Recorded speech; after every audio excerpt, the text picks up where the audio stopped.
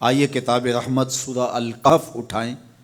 اللہ تعالیٰ نے ایک واقعہ بیان کیا ہے حضرت موسیٰ اور حضرت خضر علیہ السلام کا، کہ حضرت موسیٰ علیہ السلام عزم مصمم کر کے جب چلے تو اللہ فرماتا ہے کہ ہم نے حضرت موسیٰ علیہ السلام کو جس بندے کی نشانی بتائی تھی وہ بندہ ان کو وہاں مل گیا۔ سفید چادر اوڑے حضرت خضر علیہ السلام وہاں لیٹے ہوئے تھے، تو یہ جا کے ان کے پاس کھڑے ہو گئے کہ حضرت میں آپ کی خدمت میں اس لیے آیا ہوں کہ اللہ نے آپ کو جو خصوصی علم عطا کیے ہیں میں ان کو سیکھنے کی غرض سے آپ کی چوکھٹ پہ آیا ہوں۔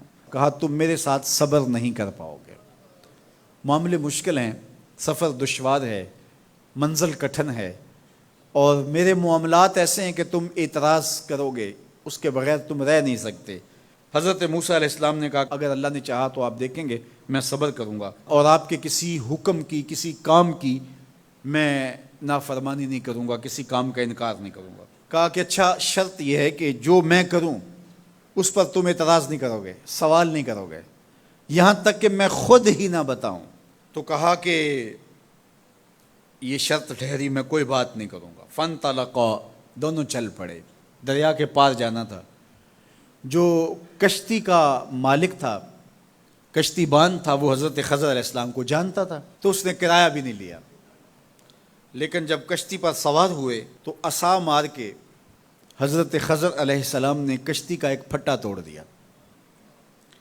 تو بے ساختہ حضرت موسیٰ علیہ السلام نے کہا آپ نے پھٹا توڑ دیا، یہ سارے ڈوب جائیں؟ کہا میں نے کہا تھا نا تم میرے کاموں پہ صبر نہیں کر پاؤ گے۔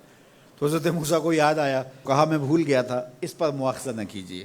پھر دونوں چل پڑے، بچے کھیل رہے تھے، ایک خوبصورت لڑکا وہ بھی بچوں میں کھیل رہا تھا۔ حضرت خضر آگے بڑھے اور اس کی گردن مروڑ دی، اس کو قتل کر دیا۔ صاحب شریعت تھے حضرت موسیٰ علیہ السلام، نہ رہ سکے، پھر بول پڑے ایک جان کو بغیر کسی جان کے بدلے میں قتل کر دیا، اس نے گوایا کیا تھا ہمارا؟ آپ نے بہت ہی جو ہے وہ غلط کام کیا، یہ کام اچھا نہیں کیا آپ نے۔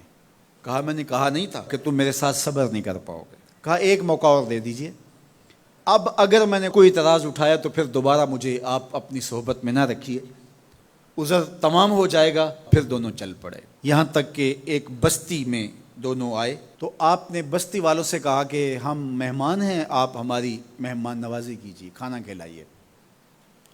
تو انہوں نے انکار کر دیا، کہا کہ ہم تو آپ کو بلایا نہیں ہے، آپ خود آئے ہیں، آپ اپنے کھانے کا خود انتظام کیجیے۔ گزر رہے تھے گلی سے تو ایک دیوار گرنا چاہ رہی تھی، تو جلدی سے اس دیوار کو مرمت کر دیا۔ کہا حضرت ہم اگر چاہتے تو اس پہ اجر لے سکتے تھے، انہوں نے ہمیں کھانا تک نہیں دیا اور ہم ان کی دیواریں سیدھی کر رہے ہیں۔ کہا اب تمہاری میری جدائی ہو گئی، تم نے یہ بھی اعتراض کر دیا۔ تو انہیں یاد آیا کہ وہ یہ بھی اعتراض ہو گیا، اب میں تمہیں بتاتا ہوں کہ یہ 3 کام میں نے کیوں کیے۔ اللہ اکبر۔ اب سنیے، قرآن ہمیں بتاتا ہے کہ ظاہری علم بھی ہوتا ہے لیکن کوئی باطنی علم بھی ہوتا ہے۔ کہا وہ پہلی بات کشتی والی سنو، یہ 2 مسکین بچوں کی کشتی تھی، ان کے گھر کا چولہا اس کی کمائی سے جلتا تھا۔ دریا کنارے کنارے ایک ظالم بادشاہ رہا تھا جو لوگوں کی کشتیاں چھین رہا تھا، ہم نے تھوڑا سا عیب لگا دیا، وہ ٹوٹی کشتی چھوڑ کے چلا گیا۔ اب وہ تھوڑے سے پیسے لگا کے کشتی مرمت کرا لیں گے، گھر کا چولہا جلتا رہے گا، بتاؤ اچھا کیا یا برا کیا؟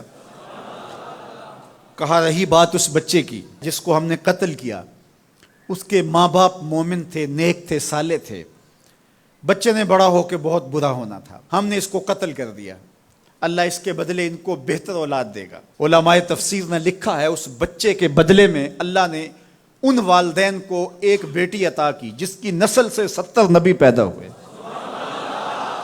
دیوار کی کہانی بھی سن لیجئے، یہ شہر کے 2 یتیم بچوں کی دیوار تھی اور اس کے نیچے ان کا خزانہ تھا اور ان کا باپ بڑا نیک تھا۔ خزانہ دیوار کے نیچے ہے، دیوار گرنا چاہ رہی ہے، کسی معمولی دھکے سے گر جاتی۔ 2 ہی صورتیں تھیں، یا وہ بچے خود اپنا خزانہ اٹھا لیتے یا لوگ اٹھا کے لے جاتے۔ لوگ اٹھا کے لے جاتے پھر بھی ہاتھ میں کچھ نہ آیا، اور اگر وہ خود اٹھا لیتے تو بچے ہیں، بچپنے کی وجہ سے وہ اس کو اڑا دیتے۔ تو ہم نے اس کے اوپر دیوار کھڑی کر دی، جب تک وہ اس قابل نہیں ہو جاتے کہ یہ خزانہ نکال کے اس کو صحیح مصرف پہ لگا سکیں، اتنی دیر تک دیوار گرے گی نہیں۔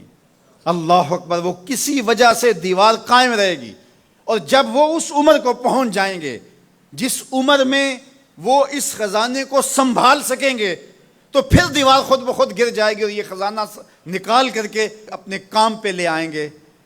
میں جب پہلی مرتبہ اس کو جو ہے وہ غور کے ساتھ تلاوت کیا تو مجھے یہ لگا کہ اس کا انطباق پاکستان کے حالات پہ بھی ہو سکتا ہے، اس لیے کہ یہ بھی یتیموں کا سرمایہ ہے۔ کتنے یتیم روتے بلکتے رہ گئے اور ان کے سر سے جو ہے وہ سائے اٹھ گئے اس وطن کے لیے، لیکن میرے مالک نے اس ملک کے خزانوں پر گہرے پہاڑ اور بڑی بڑی دیواریں کھڑی کر دی ہیں۔ جب تک یہ قوم بلوغت تک نہیں پہنچے گی اتنی دیر تک وہ خزانے ظاہر نہیں ہوں گے، اور جب یہ قوم اپنی بلوغت تک پہنچے گی، شعوری بلوغت، فکری بلوغت، علمی بلوغت، اور رب سے جو وعدہ کیا تھا پاکستان کا مطلب کیا، لا الہ الا اللہ، جب اس بلوغت تک یہ پہنچ جائے گی، اس وعدے کی تکمیل ہوگی، پھر رب دیوار ہٹا دے گا اور پاکستان کو اللہ اتنے خزانے دے گا اور پاکستان ایسا مالا مال ہوگا دنیا دیکھنے آئے گی انشاءاللہ۔ اس لیے رب نے دیواریں بنا کے رکھی۔ تمہارا باپ معین الدین چشتی بڑا نیک تھا، تمہارا باپ داتا گنج بخش علی حجویری بڑا نیک تھا، تمہارا باپ حضرت مجدد الف ثانی بڑا نیک تھا، ان کی وجہ سے میں دیواریں کھڑی کر رہا ہوں اور مضبوط حصار لگا رہا ہوں تمہارے خزانوں پر، اور وہ وقت آئے گا جب تم بلوغت کی عمر کو پہنچو گے دیواریں ہٹ جائے گی اور تمہارا وطن زمانے پہ مہکتے پھول کی طرح اور چمکتے ستاروں کی طرح اور روشن آفتاب کی طرح چمکتا اور مہکتا دکھائی دے گا، اور زمانہ پاکستان دیکھنے آئے گا، پاکستان دنیا کی قیادت کرے گا انشاءاللہ۔ تو کہا یہ تعویل ہے ان باتوں کی جو باتیں میرے رب نے مجھے بتائی، اور یہ میں نے اپنی مرضی سے نہیں کہیں، اور جو میں نے کیا اپنی مرضی سے نہیں کیا۔ تو یہ باطنی باتیں ہیں، شاید یہ باطنی باتوں کے جوش میں یہ بات بھی میں کر گیا۔ وہ کیا کسی نے کہا تھا کہ بھری محفل میں ایک راز کی بات کہہ دی، بڑا بے ادب ہوں سزا چاہتا ہوں۔